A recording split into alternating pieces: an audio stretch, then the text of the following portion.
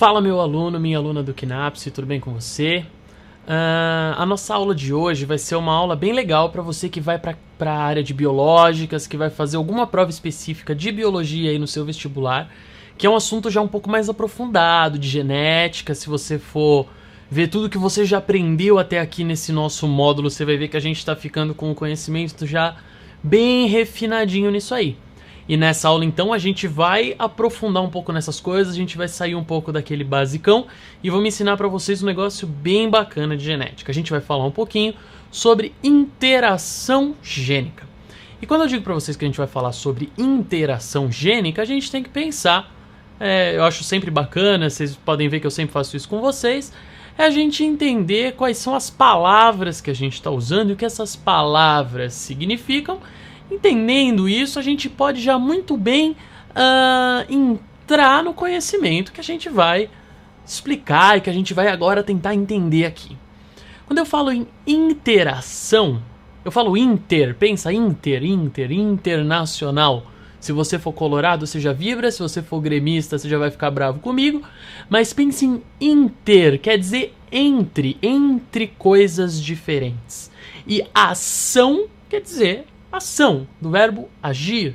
Então, quando a gente fala em interação, é que duas coisas diferentes vão agir juntas, uma sobre a outra. Então, interação gênica vai acontecer quando a gente tiver dois pares diferentes de genes agindo sobre uma mesma característica, ou então um par de gene agindo sobre duas características ou mais diferentes.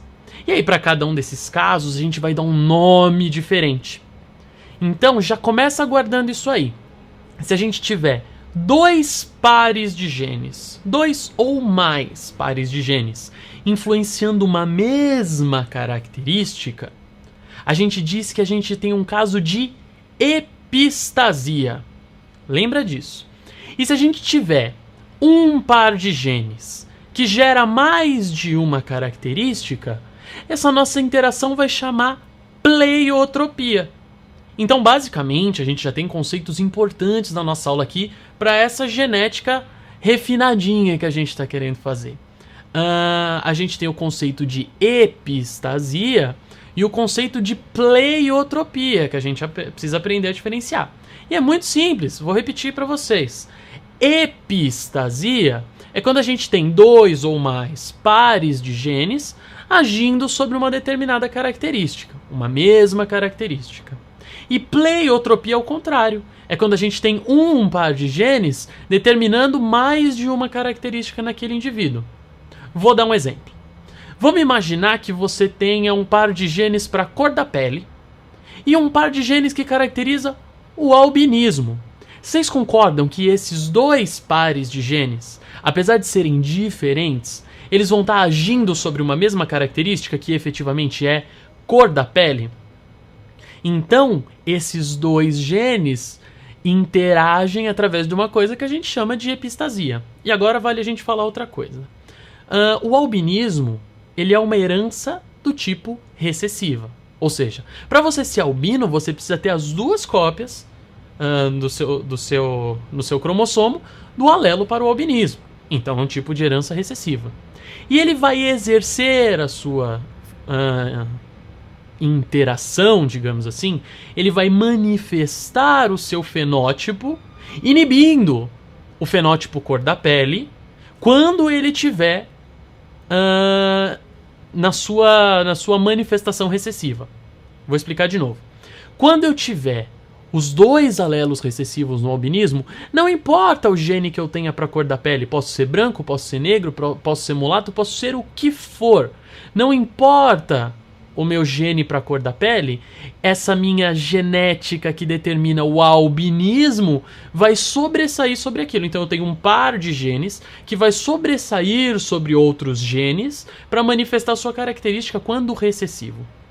Então, de novo, eu tenho dois ou mais pares de genes que agem sobre uma mesma característica. Então isso é um caso de epistasia. Só que esse meu par de genes que se sobrepõe aos outros genes, ele se sobrepõe quando recessivo. Então é o que a gente chama de epistasia recessiva. Agora vamos supor que então o albinismo fosse uma característica dominante. Vamos criar essa situação hipotética. O albinismo é uma característica dominante. Então ele vai se manifestar, inibindo a manifestação dos outros genes quando ele for dominante. Isso é o que a gente chamaria de epistasia dominante. Tá certo? Então, de novo, epistasia é quando mais de um par de genes age sobre uma mesma característica. Ao contrário da pleiotropia.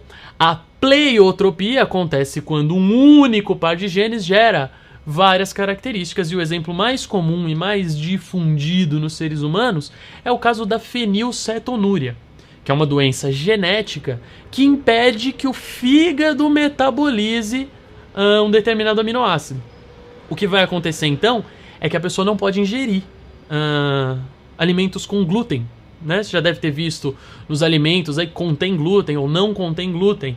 É um aviso para as pessoas que têm fenilcetonúria, que o fígado delas não vai metabolizar a fenilalanina, tá certo? Então, o que acontece na pessoa que tem essa mutação genética que leva a fenilcetonúria? Além dela não metabolizar a fenilalanina no fígado, o que vai acontecer? Ela vai ter, por exemplo, algum grau de retardo mental. Vocês percebem? Eu tenho duas características. Uma característica de metabolismo hepático, metabolismo do fígado, e uma outra característica de desenvolvimento neurológico, a partir de um único par de genes, determinando duas características diferentes. Isso é um caso do que a gente chama de pleiotropia. Tá bom? Pode ser que as questões de vestibular vão cobrar probabilidades dentro disso, sim, vai ser muito interessante aí já mais para as segundas fases, como para as provas específicas de biologia, como eu falei para vocês no começo das aulas. Mas é muito simples da gente trabalhar com isso. A gente só precisa ter em mente, por exemplo, num caso de epistasia, pleiotropia vai ser um pouco mais raro ir para esse lado das probabilidades. Basta que você saiba o conceito da pleiotropia, diferenciar ela da epistasia. A epistasia, sim, pode cair em alguma questão de heredograma, alguma questão de probabilidade. E aí tudo que você tem que saber é que, poxa, na epistasia recessiva, se eu tenho aquele gene no duplo recessivo, ele vai inibir a manifestação de outro gene. Se for epistasia dominante, ao contrário. Se eu tiver aquele gene heterozigoto ou homozigoto dominante, eu vou inibir a manifestação de outro gene. Mas é saber que dois ou mais pares de genes agem sobre uma mesma característica. E aí você vai tirar de letra, você vai ver que é simples, é só analisar primeiras leis de Mendel separadamente e depois ver como um interfere no outro. É tranquilo, vai tirar de letra. A grande questão aí é saber esses conceitos de epistasia e pleiotropia, saber diferenciá-los, tá bom? Vocês podem ver que eu falei que ia ser uma aula de uma genética mais refinada, mas os conceitos são bastante simples. Não esquece de entrar no nosso site, estudar esse conteúdo, ler os textos que a gente vai colocar lá para vocês como ferramentas complementares. Curtam a nossa página no Facebook, se inscrevam aqui no nosso canal e deixa a sua opinião aqui nos comentários, diz o que você achou, avalia o vídeo, dá um joinha, negativa, vê o que você acha que a gente merece aí. A gente se vê na próxima aula, um abraço e até lá.